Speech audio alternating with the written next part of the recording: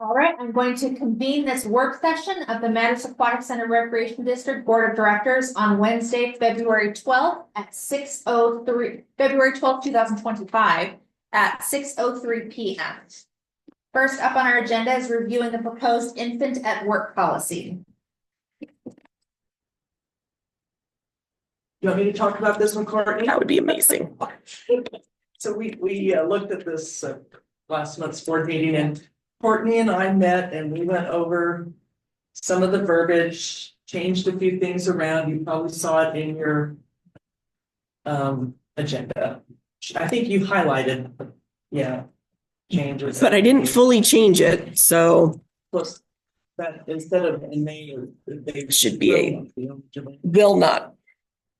So we'll have to make that change now, and then if you choose to adopt this in the business meeting, you'll say with changes discussed in the work session.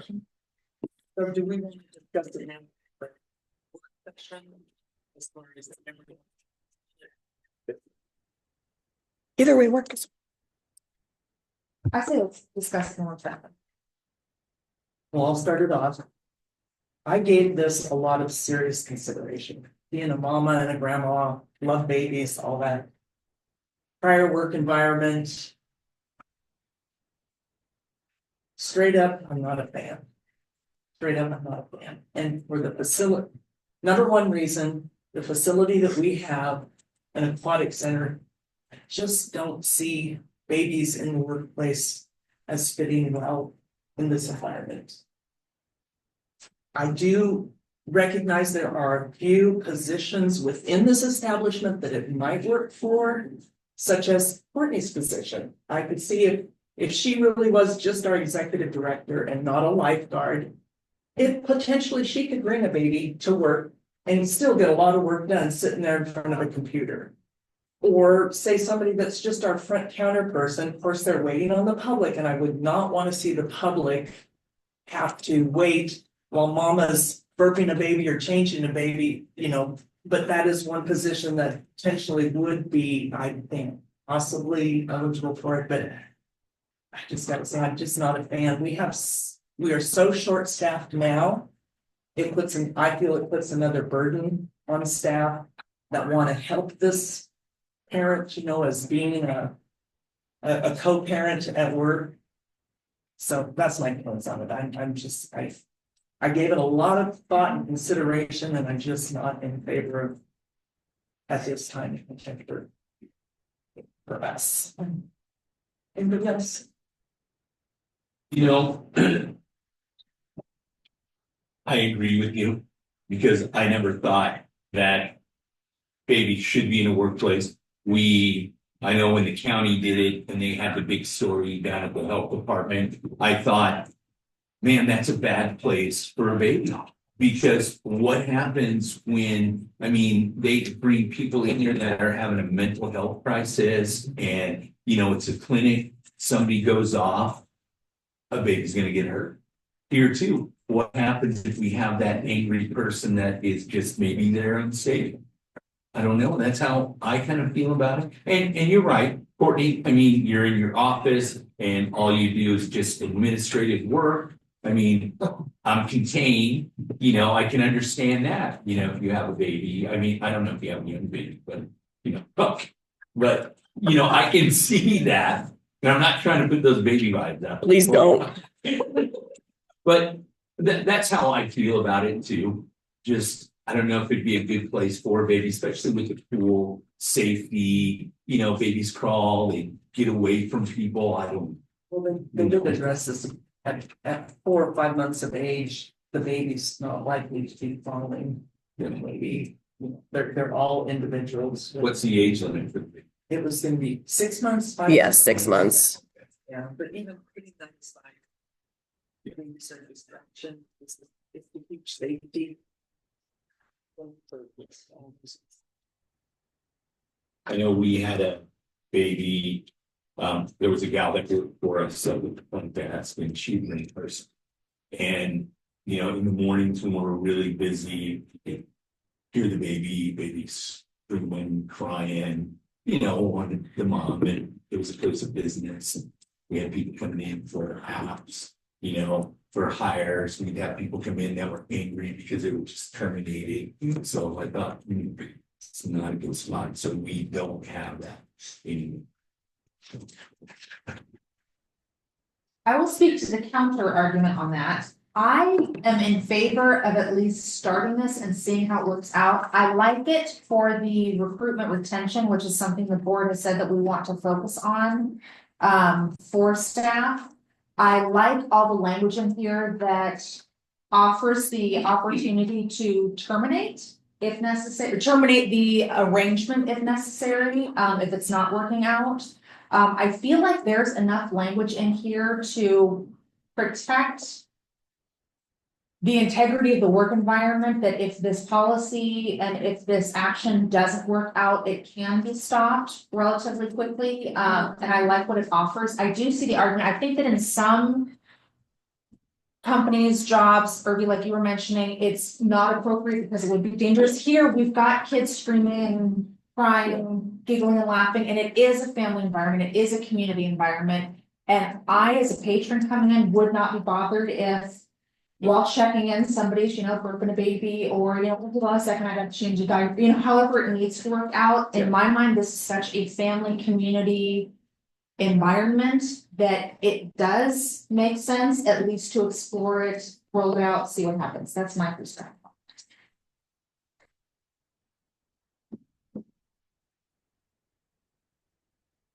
I think it's bad off of the meetings that I take on Facebook, which I volunteered for. Have an underlying feeling of we should be doing what we're supposed to do.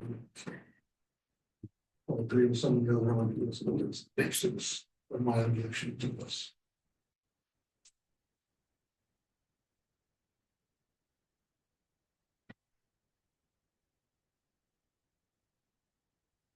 Not yet, this would just be discussion, we would vote on the during the business meeting.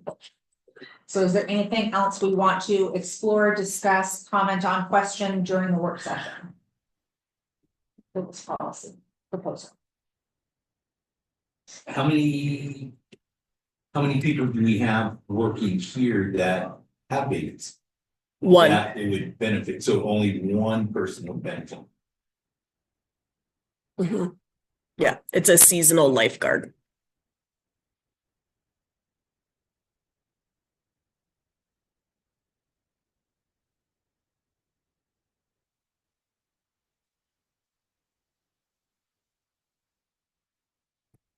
Ready to move on to our next agenda item?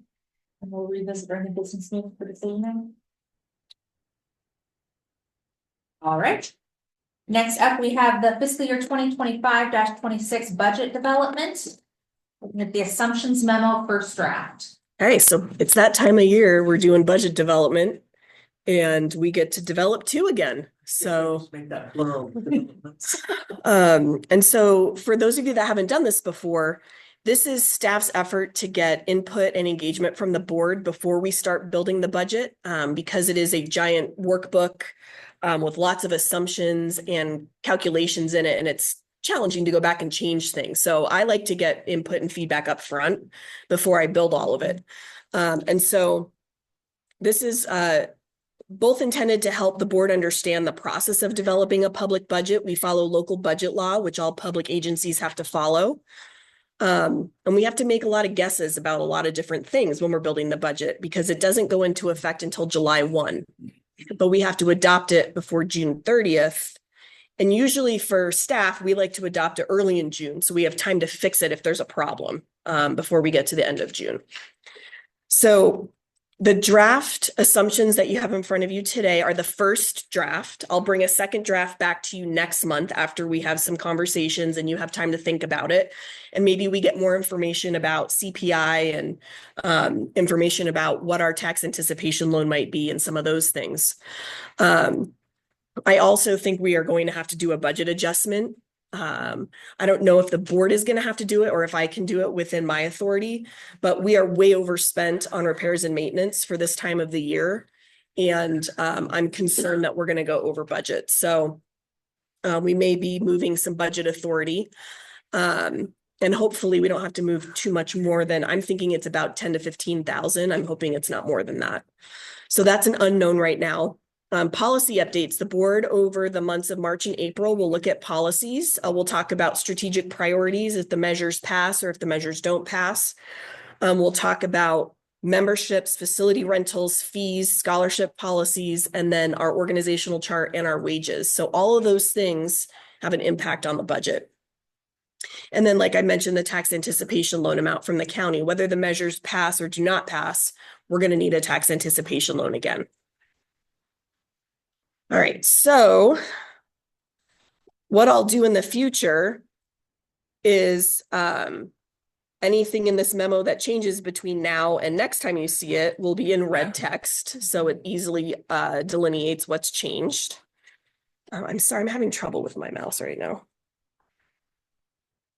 So the first piece in here is property tax revenue. And in your board packet correspondence, I did include the assessor's best guess for next year and how it compares to what we have budgeted this year. We are going to base our budget on that best guess. Plus, we're going to kind of look back and see what our collection rates have been this year. They've been lower than prior years. A lot of times in our budget committee meetings, I get pushback from a couple budget committee members that we're not being aggressive enough in how much we take off for non-collection. This year, I may go to 96% instead of 98%, just because I'd rather budget less and bring more in than budget too much and not bring enough in, if that makes sense for property taxes. We'll also do our best guess on prior year property taxes, and that changes. It depends on what's delinquent, what properties foreclose, all those types of things. If we have a new district, then all of those old delinquent monies will come to the new district because our dissolution plan has all of our old assets going to the new district. I don't know what that looks like yet. I'm going to have to work with Gabriel on that with our tax collector if that comes to pass. So that's property taxes. Taxes are collected from October 2025 to June 2026 for current year property taxes. So that's why we need that tax anticipation loan to fund us from July to October, November when those property taxes come in. It's a cash flow issue. And then prior year property taxes come in the whole fiscal year. Any questions on property taxes and assumptions that we're planning to make? Anyone feel like, no, stick with 98% collection? Yeah, let's be a little more conservative and go with like 97 or 96. So do you take the assessor's projection, but still discount it maybe 6%? Or do you just take what he supplies as? I take what he supplies and then I multiply it by what I think the collection rate. So I usually do about 97, 98. I feel like 95 or 96 is probably a better plan this year with how slow collections have been this year. And then if we end up bringing in more and we want to use it, then we can do a budget adjustment. If we end up bringing in more and we don't want to use it, it just goes to ending fund balance, which I would love to have, frankly, someday. I favor a conservative approach personally. Yeah, and the projection based on this year, after last year's fiasco with utility rolls, that's always the wild card in those projections. It's that utility. Brittany, do you know if there's been any lessons learned from the powers that be that we will hopefully benefit from in years going forward? I think our assessor will be more aggressive and he has a direct line to the utilities now, whereas before he had to go through Department of Revenue and wait for them to look into it. So I do think that they learned some things. Okay. I hope. Programs and services revenue. So the board will have a conversation about fees in March. From staff's perspective, we would prefer to just make no changes to anything until we know what the election outcome is. If the measures do not pass, the board's going to have a very challenging conversation about fees, about prioritizing programs and services, about what we do as a district. If the measures pass, then my hope is that we can bring in a facilitator who has background in cost recovery methodologies and have a frank conversation about cost recovery. Because the current methodology we have, you'll remember our business plan person said, you're not even meeting your current policy on cost recovery. And whoever adopted it, it was a pie in the sky. We could never cost recover 75% on aquatics. So that's the plan with fees is we plan to bring no changes unless there's a sense of the board. Frank. So I had that specific question asked to me. And from a person who is not advised from the she's not been necessarily cooperative. But when I told her she wanted to know what their fees if the budget passed, and I said, well, the first thing we're going to do, or in my opinion, is that we are going to guarantee that the pool remains functional, whether it passes or not. We have to make, we're not going to cut fees immediately and then not have money to make some stuff to keep the pool. And she actually understood that, agreed with it, that keeping the facility was open was the main priority as much as we could. And these changes should come after all that is determined. So I thought that was a very reasoned response from him. If we can convince one, we only got to do 199 million. There are a couple fees that are out of line with comparables. One is our tackle football program at $500 for the season. When we look at what Sisters in Prineville charge, they charge about $300 for in-district, and then 20% on top of that. Well, Prineville charges like 80% on top of it for out of district. So there are a few that are out of line with our regional partners that we work with. And so staff would want to look at that and bring you those thoughts. But on the whole, we're less expensive than everyone else in Central Oregon. And I know we live in a community with socioeconomic challenges, but it still costs what it costs for programs. So, oh, sorry. Sisters charges $450, Prineville $250 to $300. Thank you, Shauna. So we just want to look at that and make sure that we're not outpricing our community and sending them somewhere else that they can get it for less. Well, isn't tackle football one of the groups that does a lot of fundraising to help pay for? Usually this year they are worried about fundraising, and instead of fundraising, they want to work on helping the measures get passed.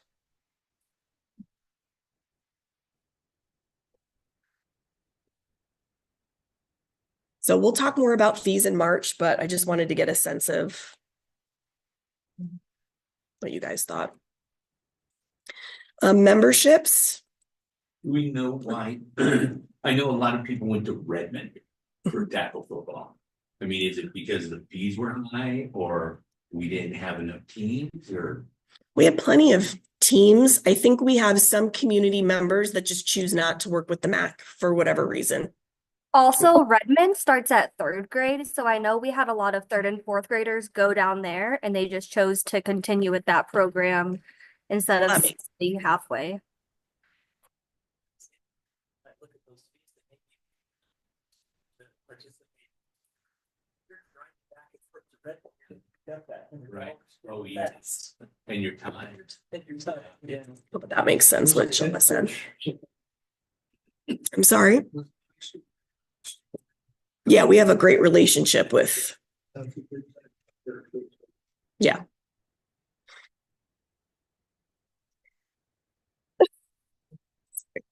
Memberships. We'll look at our line item revenues this year and look year over year for the last couple of years. But I'll tell you, we grew 245% in our third-party health insurance year over year. And then we grew 18% overall with our annuals and monthlies and punch cards. So I don't know, for a lot of folks, the third-party memberships, the company we were working with last year didn't let us do any marketing. The company that Medicare and Medicaid switched to does all the marketing for us, and they actually send all the information out proactively to their members. And I think that's why we saw such a big increase. If the measures pass, we will propose a family membership that's consistent with what the business plan recommended that we do. And it'll be subsidized by the new tax rate. So people, right now, our memberships are priced to cover the full cost of a membership. We will look at subsidizing the membership for the family. So that's one thing that would be proposed Would that in the be for budget. families that are on the lower income, or would that be everybody? Anybody. Yep. If the measures don't pass, we believe that we would see a downward trend in memberships depending on what our hours were. Most of the memberships we have are our seniors who are doing aquatics exercise in the mornings. And so that's just something we would have to anticipate in the budget, is that we would see a reduction. We don't see any changes to our facility rental fees. If the measures pass, we will go back to our normal, what we charge the school district. If the measures do not pass, then we're going to have a tough conversation with the school district about continuing at this doubled rate. If they want to have swim team practice in the building. But all the other facility revenues we feel are in line and appropriate and don't require to be raised. Let's see.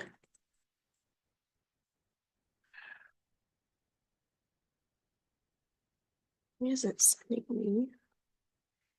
Okay.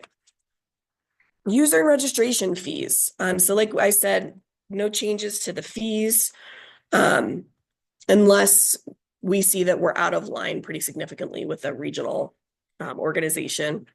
We're going to propose a reduction in user fee revenue because if the measures do not pass, because we know that we're going to have to stop offering some things and we're going to have to reduce our staff by 20 to 40%. So difficult conversations if the measures do not pass. And as we've talked about, the goal will be to expand MAC hours as quickly as possible, depending on our tax anticipation loan and staffing levels. And then grants, donations, and miscellaneous, we'll continue to go after grants. I've been kind of spending a couple hours a day looking, particularly for tackle football, because they're not doing fundraising like they normally do. And you'll see that in your board packet. And then there may be money for summer programs through school districts, depending on what happens with the legislative session. So that's another place where we can partner with the school district to do swim lessons and some other activities during their 3-week summer school that they do in the summer. So that's all of our revenues. Are there any questions on revenues? All the things that we have control over are going pretty well this year. There's a lot we don't have control over, but the things that we do from a revenue perspective are going well. Okay, expenses, personnel. So if the measures pass, it's on the left-hand side. I'm proposing a 0% cost of living adjustment because all of our employees will be hired as new employees under the new district. Having said that, I'm proposing a up to 5% merit in December. So the way we do it right now is we have up to 1 or 2% merit, depending on what score they get on their performance evaluation in December. They're going to get 0 or 1 or 2. So this would increase that merit up to 5% if the measures pass. For what it's worth, CPI in December was 2.9%. If the measures do not pass, I'm also proposing a 0% cost of living adjustment because we simply won't be able to afford it.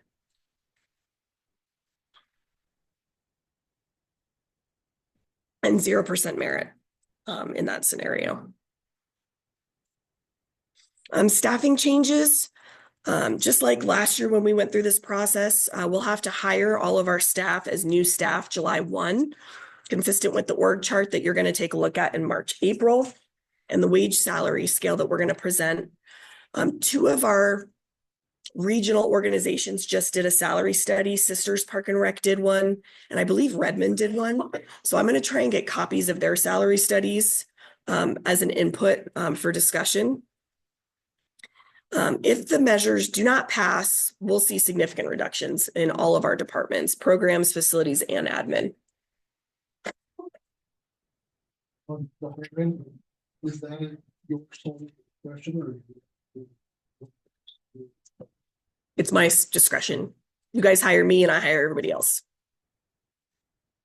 And what we'll do is I would say most, if not all of our staff will transition into a role that is equivalent to what they have right now. Any new positions that we would add, like the aquatics operations supervisor, would be posted and we would go through a whole process for it. But for the positions that we currently have and the staff that we want to retain, we'll just move them into those positions and then they can apply for new positions if they want. In terms of employee benefits, I'm not proposing any changes to those at this time. It's something the board can look at in November when we're going through our renewal process for health insurance. Right now, our health insurance cap is $750 a month. We're assuming a 15% increase in health insurance premiums. Hopefully it's less, but I haven't heard anything from them at this point. We just renewed. No changes to Paid Leave Oregon. No changes to our employer provided life and short-term disability coverage. No changes to our health insurance opt-out, and no changes to our 5% match for retirement. And then we're expecting a 5% increase in workers' comp. I want you to remind you, we went through a SAFE audit this year. It's the first year that SAFE is covering us for our workers' comp because SDIS special districts stopped offering it. And when they did the review, they did the audit, they found that we were classifying our administrative staff incorrectly. So we were classifying admin staff as office workers, office clerical. And because we're in the building where the pool is, we have to all be classified as programs, which is like 7% more than an office position.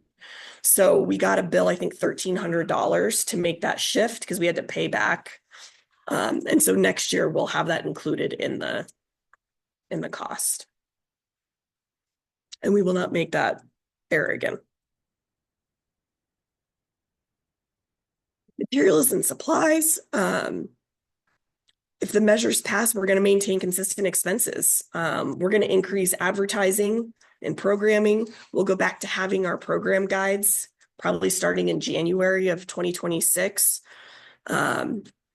But other than that, we expect to kind of maintain what we're doing with materials and supplies right now. I would like to budget $50,000 in repairs and maintenance this year. We have $35,000. It's just not enough. 50 may not be enough either, but that's what I'd like to put in that maintenance budget, regardless of whether the measures pass or not, because the building is doing what it's doing, regardless.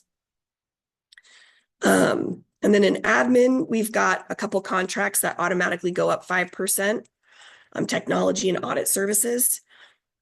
We were supposed to go out for audit RFP last year. And at the Special Districts Association conference this weekend, they said, do not stick with your current auditor, schedule it now, because there's a shortage of auditors in the state of Oregon. And they said, if you have one that you like, stick with them. And they have their own internal controls to make sure they don't get too comfortable with staff. They have different people lead it. So I'm inclined to do that because we already have our auditors, they've already scheduled us out for next fall. We're already on their calendar. I'd prefer to just, if that's okay with the board. Rule of thumb is usually every 5 years you want to go out. And I think we've been with them 4. I like to go every 3 because you make sure you're getting the best price, but it's probably not worth it if we get off their calendar. Exactly. So is the board okay with that? Because I got to get to it if. I'm in agreement with that. I don't want to risk missing an audit. So if that could be a concern, I think it would behoove us to stay with Sensiba. They changed again. Okay. Sensiba. Liability insurance is going to go up 15 to 20%. That bill is $36,000 a year. So that 20% is a lot. But that's just the cost of insurance for a facility like the one we run. If the measures pass, we're gonna propose 50 to 75,000 in the capital budget so we can immediately replace that water heater. I only received one quote for it, so now I'm just on hold, because I don't want to do anything with one quote. Yes, Jean? That liability insurance, we just signed a check tonight for like 35,000. That's for this next year. That's for the calendar year. Yep, so it renews every January. And expecting that to go. Yes.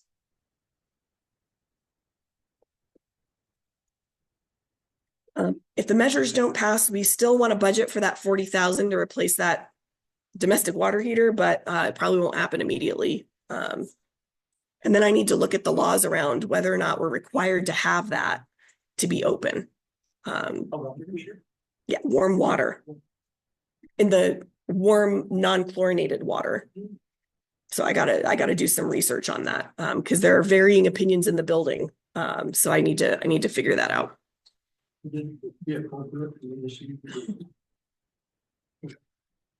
Yeah, I'll send it to you. I meant to do that and I didn't.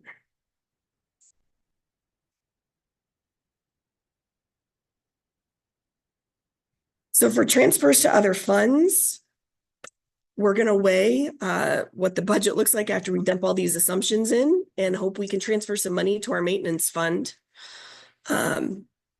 If the measures don't pass, we will have a transfer from the debt service fund to the general fund to repay the loan we're gonna have to make this spring.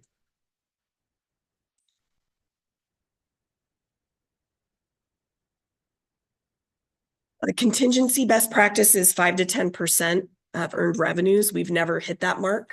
I'm hoping we can do it if the measures pass. If the measures do not pass, we'll see what the budget allows. Contingency just gives us flexibility because legally we're not supposed to use any of our ending fund balance, which we did last year. And that's why we got dinged a little in the audit for that. The goal for unappropriated ending fund balance is $400,000. It's 3 months plus of operating money. So you can cash flow yourself from July to November. So it's taking us a little bit because we only have $5,000. It's going to take us a while. It's going to take us a while. And if the measures fail, we're never going to get there. We'll just be tax anticipation loaning every year that we remain open. Debt service fund, if the measures pass, the debt service fund will all be budgeted at zeros because the fund goes away when the district is dissolved. I have to find out from the state if we need to keep it in our budget or if it just dies with the dissolved district. I'm not sure. But there's local budget law around 5 years of expenditures. And we may just do it to be transparent and leave it in there until we hit that 29-30 fiscal year. If the ballot measures fail, the board can levy enough property taxes on the bond, even though it's paid off, to repay the general fund loan. At this point, I'm thinking it's going to be $40,000.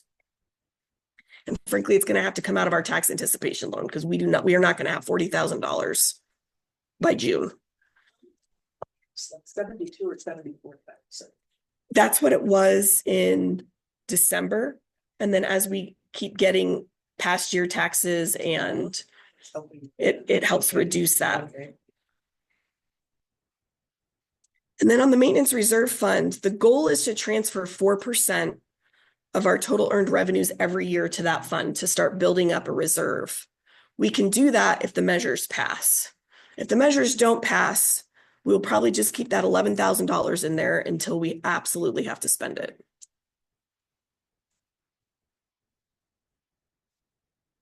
So that is the assumptions memo. Are there any questions or things that you feel like it should be in there or aren't clear or you want to see?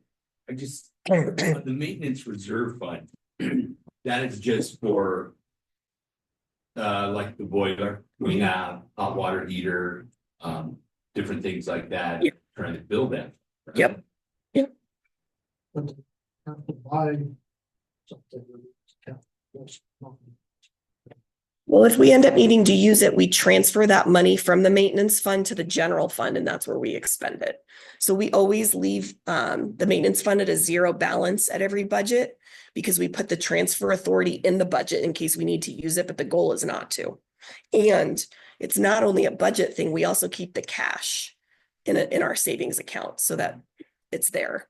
That is not something that was done before I got here. The fund was at a negative 46,000 when I got here.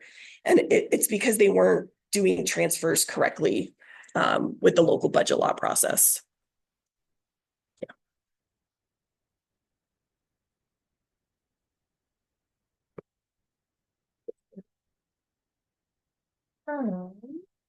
Any other questions on assumption seven? If you think of anything between now and middle of March, let me know. If you see CPI goes to 1% or goes up to 4%, if that's something that you want to talk about, we can include that. I'll include what the new stuff is as it comes out. And then, like I said, we'll bring all of those other things, the staffing structure, the wage scale, all that stuff in March and April.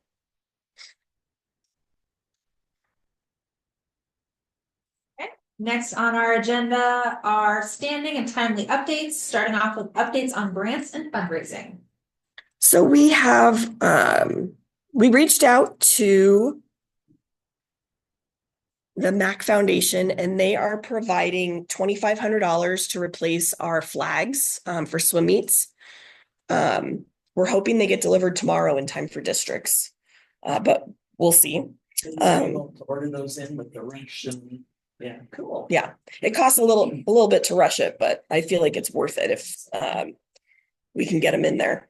And then we have applied with the MAC Foundation for some tackle football support. And then I did submit a $10,000 grant toward the domestic water heater. And if I can find some more that actually are for these types of projects, I'll apply for them. But and then also submitted an all kids play grant for tackle football. So trying to help provide that support. We Those did. two were new just this last month of the last meeting. Yeah, the 4 on the bottom. And then we did hear back from SDAO that we were not awarded the safety and security grants. But that's okay. Those are projects that have needed to be done for a long time and they can wait another year. So that's my grant update. Nice job, Brian. Thank you. Family Foundation. How'd you find that? I have memberships to 2 different grant portals, and I just spend time. You can say maintenance, or you can say capital, or different buzzwords, and then I just spend a couple hours looking. Is that is it? I think I'm guessing it is, but I don't know. Voice.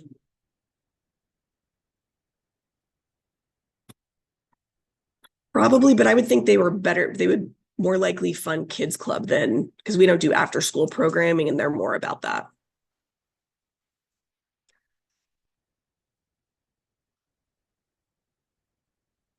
Sustainability plans, May election updates.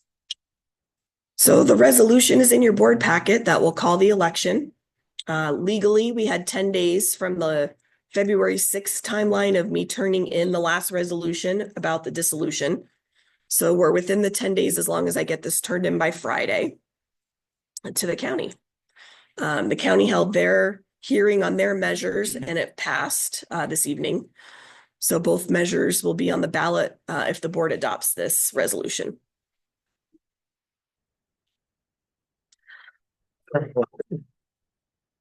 Capital improvements and other maintenance projects.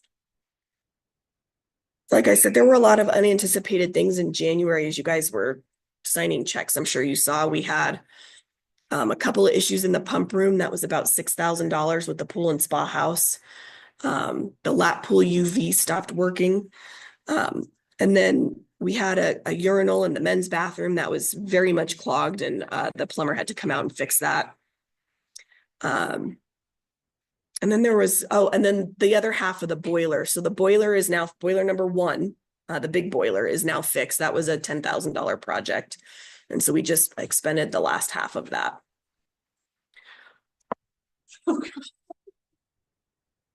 No more. So that's the updates on those. Any questions on any of those updates? We will adjourn the work session at 6:43 and convene the business meeting at 6:43. Roll call, Chair Siebold is present, Vice Chair Lewis is absent, Secretary Treasurer McCoskey present, Board Member Maynard, Board Member Dominguez. We'll stand for the Pledge of Allegiance. Pledge allegiance to the flag of the United States of America and to the republic for which it stands, one nation, under God, indivisible, with liberty and justice for all. And our land acknowledgement. Every community owes its existence and vitality to generations from around the world who contributed their hopes, dreams, and energy to making the history that led to this moment. Some were brought here against their will, some were drawn to leave their distant homes in hope of a better life, and some have lived on this land for more generations than can be counted. Truth and acknowledgement are critical to building mutual respect and connection across all barriers of heritage and difference. We begin this effort to acknowledge what has been buried by honoring the truth. Central Oregon, we are standing on the ancestral lands of Velasco, Warm Springs, and Paiute people. We pay respects to their elders past and present. Okay, next up, we're looking to adopt the agenda. I do have a change request to make. If we can look to move the executive session to agenda item 13B, so that we run from consider approving policy and work policy to the executive director report, the board member highlights, then go into executive session so that we can let people go. Terminate the recording. Do that. I'll make a motion that we accept the agenda as it's proposed, with the exception of the 13B for executive session. Second. Thank you, Jean and Frank, all in favor? I Aye. Any opposed? Passes. Correspondence. So I mentioned in your packet, I had the best guess from the assessor, and I put my own little note on there. So based on his best guesses, it would be a 3.9% increase in our year over year for our permanent rate, and a 6.8% increase on our year over year for the local option levy. So I don't know. I don't know. I need to do a little bit more digging. Jane Ellen got hers and thought it looked off. And so I feel like ours doesn't look right either, but so I'm gonna look into that and see what I can find. It's typically our projections 3% at the most, unless we've had a lot of new construction, but most of our new construction that I see is within the herd. Yeah. Yeah. So I'm not sure if other properties are coming on from an enterprise owner or something coming on. Something big, that's a good question. I don't know. So that I was gonna reach out and try and find out Yeah. what happened there. And too, Courtney, you can kind of do your own projection. Just looking at the revenues, wrap it out for the last 5 years and see what percentage change you saw year after year. Yep. It's a tough one. Yeah. Yeah. And as we saw last year, really tripped us up with that PGE fiasco. If anything, I'll take our current collections and add 3% and just be safe. But we'll see what we find out. I think I mentioned that we reached out to the fire department to see if the fire marshal would increase our occupancy for districts this weekend. So he came out and did a walkthrough with us and approved us to go from 375 to 500 for the weekend. He also said, and we're going to do a fire inspection because the state fire marshal happens to be here with me. So I got to do a fire inspection with our local fire marshal and the state fire marshal, both great. They pointed out some helpful things that we have already taken care of. One is our freezer out here in the hallway was too close to the door. So we moved it so there's enough space. And then we also have removed two of the blue tables that were out here blocking the door to out front. That's just something we needed to do to increase capacity, but they said that we might consider doing it all the time. So we have to kind of talk through that as a team. And then the last thing is our exit signs have never been tested for whether they work or not. If the lights go out, if we have a power outage. And so Shauna found the breaker and did it, and none of them work. So that's something that we're getting quotes. She's trying to figure out how much it's going to cost. When they looked at it, it doesn't look like it's just a quick, easy light bulb thing. It looks like it's more complicated than that. So we're still working on that. But other than that, everything has been resolved from that inspection, and that's in your packet. When the power does go out, things go dark, we have probably no battery backup. We do. None of us know how to test it. So that is on a safety list that Shauna has of things that we need to figure out. But we do have a battery backup. And one of those rooms will go really dark, won't they? When the Well, and we do have protocol in place if everything goes out and the batteries don't come up, that we have flashlights on all the stations, and we all have flashlights in our office, and we have a plan in place for how we're going to manage that. But the hope is that the backup batteries come on and it's a non-issue. So that's on our safety list. We replaced the batteries when I first started with COVID money. And so I think they must work, but those are things you want to test. So I got a question. Yeah. On the lights that need to be worked on, our exit signs Mhm. apparently. So have we? I know you have to get bids for it, but can you ask, like, can we get donations to work on them, like electricians? Can we reach out to Cove Electric? Can we reach out to different ones like that and say, hey, do you think you can donate some time? I mean, can we do that? Yeah. We can do that. And it's gonna I'm hoping it's less than $5,000, and so we won't have to get bids. We just need an electrician to come do it. Yeah. But that means it's gonna cost some money. So, but if they're willing to donate, that would be amazing. We haven't had that experience yet, but I do. Let me see what I can do. No promise yet, but let me see what I can do. awesome. Thank you. And then finally, the Urban Renewal District sent their report, their annual report. And if you go to page 9, you can see the impacts to taxing districts. Get down to it. And so I highlighted for you the impacts to our district. It's about 26,000 of revenue that is not coming to us, but instead is going to the commercial district downtown and the housing urban renewal district. Now, there has been an urban renewal district task force that has been meeting, and we had our third and final meeting a couple weeks ago.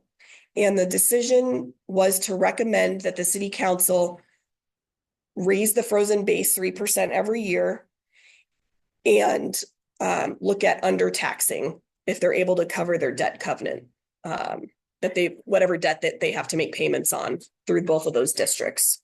So that's the recommendation to city council. I think they met last night and maybe talked about it. I don't know what the outcome was. But that's where that is.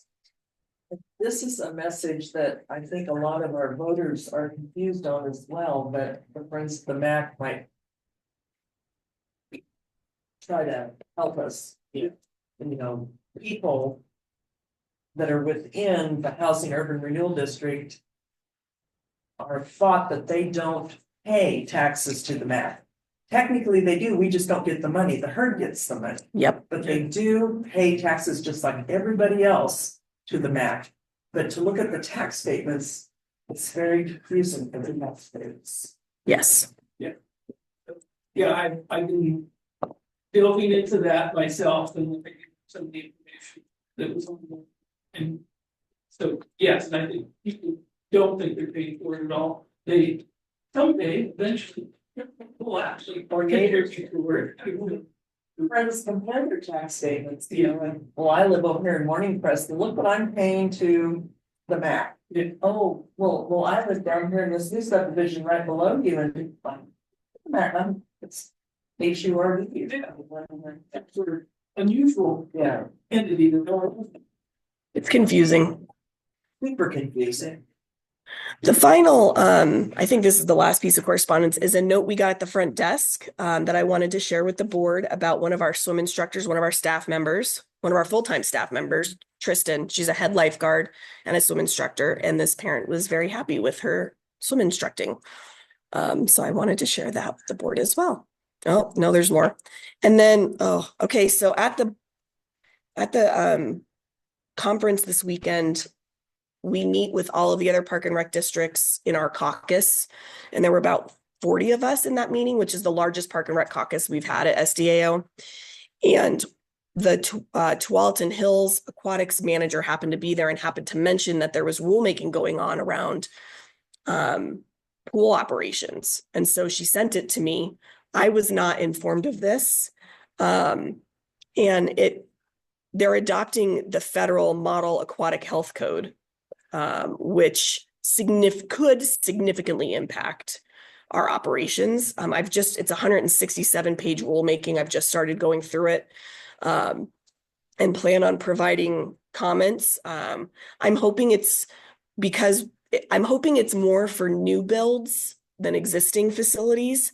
And I'm hoping they're not trying to tell us how to operate, but I have a feeling that our state is probably going to be telling us how to operate. So I need to review it, and I will report back to the board on what I find in terms of the impacts to our organization. Because Tualatin Hills, she said she was halfway through it and felt like it was going to significantly impact some things that they have going on. So in your packet, you have the letter. You also have a link to the rulemaking. And it's, like I said, 160 something pages. If you'd like a copy of it, I'm happy to give it. But you should not have to slog through that. I will. That is all the correspondence. Kind of want to just find a discussion on that. I had a friend that went to Canada, and she said there were no lifeguards as they swam in the pool and soaked in the hot tub. And so maybe you know the answer to this. I wondered if it's like a hotel motel where, you swim at your own risk because they're a resort, or is it because it's under the sovereign nation? So they're lifeguards trained here. They only have to be shallow certified because the pools are no deeper than 5 feet, which is how they chose to design it. So they wouldn't have to do a full lifeguard certification. They should have lifeguards. I don't think that they have sovereignty around that, but I'm not sure. They might. But I know that their aquatics manager did all of her lifeguard training here with the first 6 or 7 lifeguards that they were going to have. Could it be a uniform thing? They just weren't easily identifiable? They also they do Ellis and Associates, which is a different certifying agency than American Red Cross. From what I understand, it's a little more lax than American Red Cross is like the gold standard. And then there's a couple others, Stargard and Ellis and Associates. So I wonder, given the time, possibly there was somebody fully clothed, maybe watching out a window or something. I don't know. I wasn't there. This is just secondhand. She was there last week. They had small children. They enjoyed the pool. It was well attended. There was lots of people there. And they didn't see a lifeguard sitting. I mean, every pool manager, general manager makes a decision about risk. And so no one's in here looking to make sure I have 2 on it every time. To me, it's an ethical issue because that's when something could happen. But not every general manager has that feeling. Former general managers here didn't have that feeling. Peyton used to lifeguard and run the front desk at the same time as the only person in the building as a minor. So, every general manager makes a decision about risk. And we do it too. We haven't gone out for an RFP for someone to help us with the pump room in the 5 years I've been here. We need to do it. For me, the risk is not high in that situation, and I'm choosing to not follow state law. But I think we all make calculations about risk, and maybe that's one that they're willing to make. I don't know. Moving along. Yeah. Because remember they always had lifeguards even before Canita got the revamp. Used to take the kids down there for swimming lessons. Years ago, I mean, in high school. After high school, maybe. But given the time of year it is, you know, I'm gonna give them the benefit of the doubt. Maybe they were just somebody fully clothed that they didn't even think was a lifeguard. Yeah. I don't know. Could be.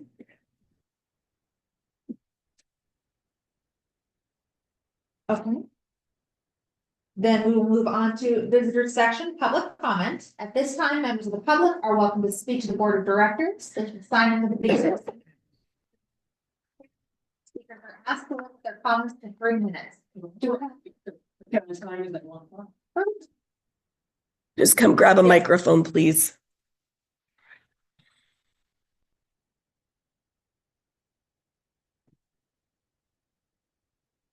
Scott Taylor with the MAC RD. Just kind of a quick update on where things are, what's happening. We're going to be here on Friday on Friday and Saturday coming up for districts. We have a 48-inch by 20-inch table that we're going to set out near the entry on the other side where the benches are, and that was why I got the logo. And we'll have a banner attached to the front of the table with the back to MAC RD on there, so that'll be nice, and we'll have some information working on that and getting things pulled together. So we have information there to address with kind of focusing on being here ahead of time, knowing that there's warm-up times and such like that, in case there's parents and people that come early for that part, so we have a presence there, and on the same end, on the back end of it as well. And so we have all those things going and looking forward to that. I was here a couple weeks ago for the warm-up meet, as I called it, for the districts. And so I did get a chance to talk with a few people. So that was really useful and helpful. As far as where we are in other areas, Kathy Carey is the treasurer. We've been going back and forth on, which path to go down. Melissa very graciously spent some time with her. They got some things worked out. Things are in the process. We may ultimately now take on the older one just simply because some complications on the federal side with that. I'm going to talk again with Kathy tomorrow. So we'll hopefully have that resolved by maybe this Friday and get our checking account open, or actually it is open, we just have to transfer. So I gotta check with her and see where the last pieces of that we're going on that. So that'll help with getting our fundraising pieces underway fully so that we can get those things going. It sounds like from where things are with the county and such that we probably will be close to the end of the month or around the 1st of March perhaps. When all that goes into play, and so that'll be helpful. Once again, that's why I brought the ad just to show you that the first one is teed up, at least the outline of it. Something that I feel at least comfortable going to the Pioneer and saying here, and this is what we want to do with it, and they can see enough of it, and the graphics and other things you can take care of. But that's more of a detailed thing of actually having it set up. There's I have 4 other ads that are put together to follow behind all those. We will be, the time frame that we have is the 12th of second week of March, and then the 26th. So there's 2 ads that were already set for those 2 ads in March, and then I need to follow up now and get some other things, which is pending finances and other things to get those things going on there. One of the things that we've been working on, of course, is reaching out, finding ways to reach out to sports programs. That's something that Frank has spent some time on doing. He and I talked on Monday to kind of see, I was kind of curious to see, how things were going for him in terms of making connections with people at, was that basketball? The practice. I did notice during the districts here, my opportunity to talk with people were out here in the front, because with all the kids in there and everything's filled, and you can't get up into the bleachers at all because they're completely filled. And of course, you have a lot of people from out of town, so, and I don't know enough people to know which people are local yet and who are out of town, but I'm gonna work on that, and we'll have some people coming to volunteer as well this weekend, so we'll figure things out. One of the things that Frank and I talked about was connections, on connecting with people. I think you kind of found kind of a similar thing on some of the practice people, that there were people that are probably naturally going to support anyway, which is good, because we still want to talk with people that and reinforce voting and how it's done and all the other pieces that are on there. We have the same issue on our side, including with the aquatic side, about making connections with people and actually making connections to the larger community. And so that's something, that's why I wanted to talk to Frank about that, see if he was writing the same thing that I'm seeing on that. It happens a number of times, because I know that you've been attending some other, the coffee covers and such, and I've been doing that as well.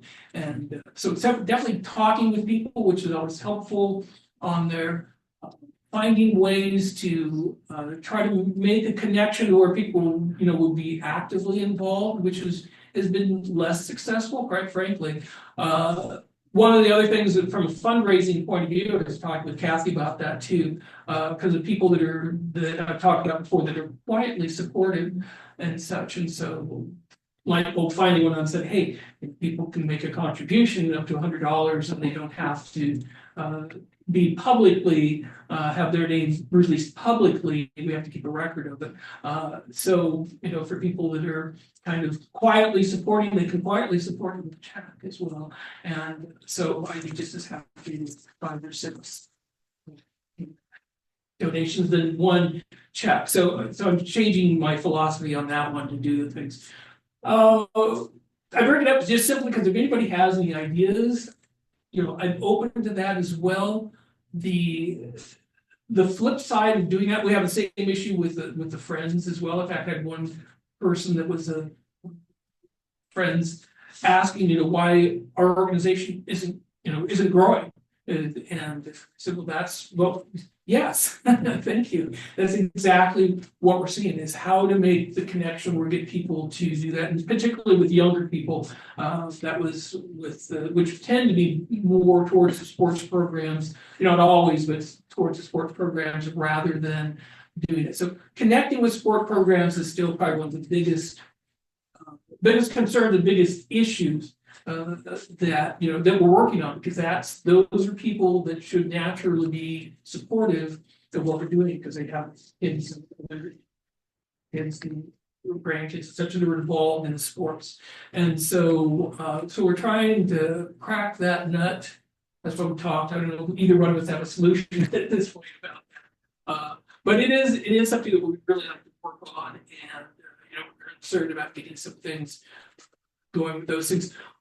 We won't have another meeting again until the 5th of March, because I have to be gone for a period of time for my other big project, which is a trust issue.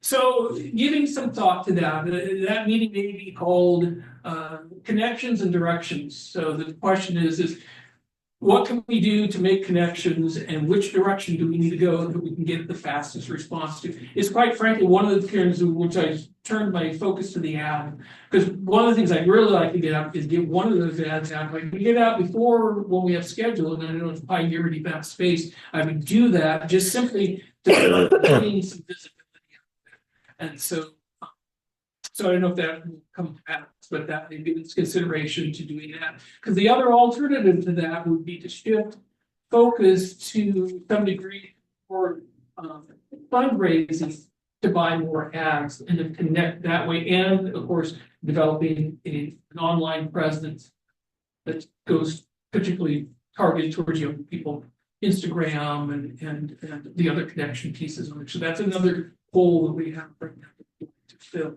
And so I just pointed that out to the board, because those are some of the issues that we're dealing with, and trying to figure out some different ways to do that. I know in one case Frank made an invitation for a group of people to come in. I think those were people that had questions on the naysayers. 10 sitters. Yeah. And so in one person, sure, yeah. And so that's why we're just trying to get some thought, how can we connect? Well, you know, are we missing something? So if anybody has any ideas on that, so be more happy to do that. So thank you very much. I'm sure I exceeded 3 minutes. That's good stuff. Thank you, Scott. Football time. Yeah.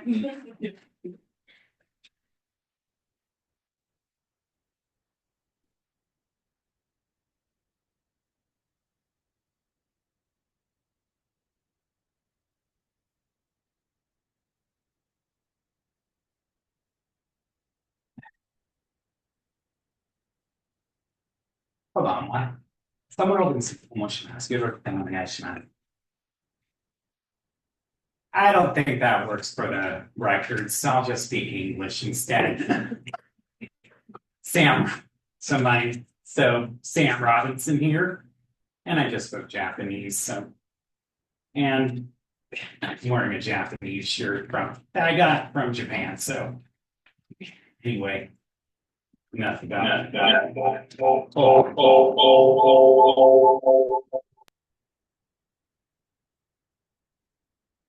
Is this thing working? Yeah.